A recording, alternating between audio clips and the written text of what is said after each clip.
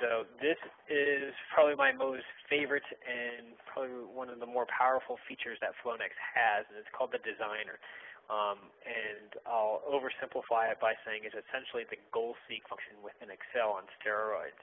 And so what we need to do is, this represents, your basic irrigation system or any type of non-equalized flow type of event. So if we have this type of setup, obviously the branch that is closest to our inlet is going to have the most amount of mass or the most amount of fluid running through it. And so the way that this model is set up is we just have a fixed mass flow rate in right here, and we have pressure on the outlet.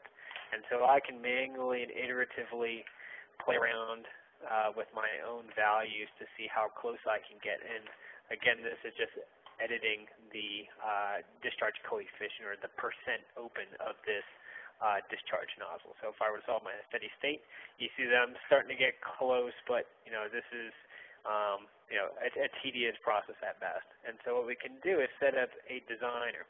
There's one already set up, but I'm going to create one for you on the fly. And so you can have different designers working on different portions of your model. And so what we need to do, first I'll give it a name. It's not necessary.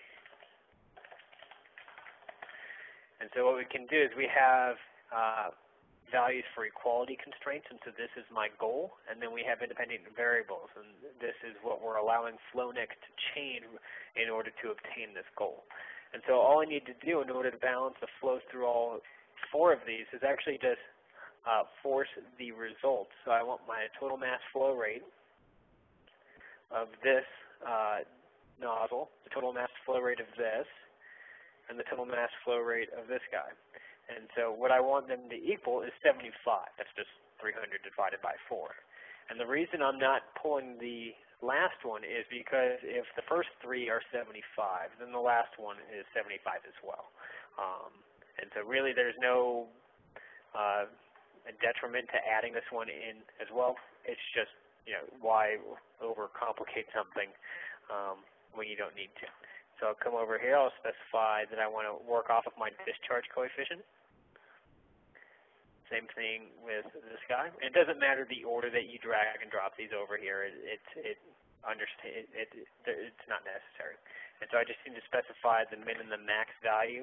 So since this is just a discharge coefficient, it's essentially a percent open. And so I've gone through and defined my designer. And so I'll go back to my home ribbon, and now rather than solving steady state, I'm going to have it and run the designer. So if I were to click Run Designer, we see it going through and playing around with the discharge coefficients until it finishes.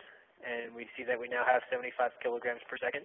And the nice thing is this is a very basic designer configuration where we're just operating off of mass flow rate.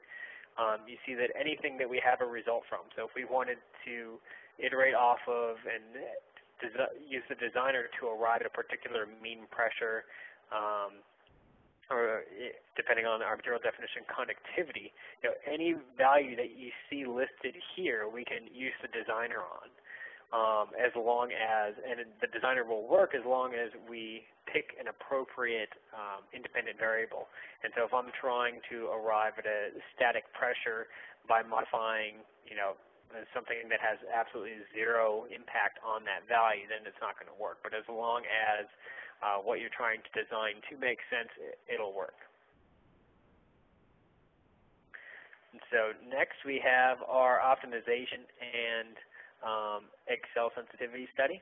And so if we go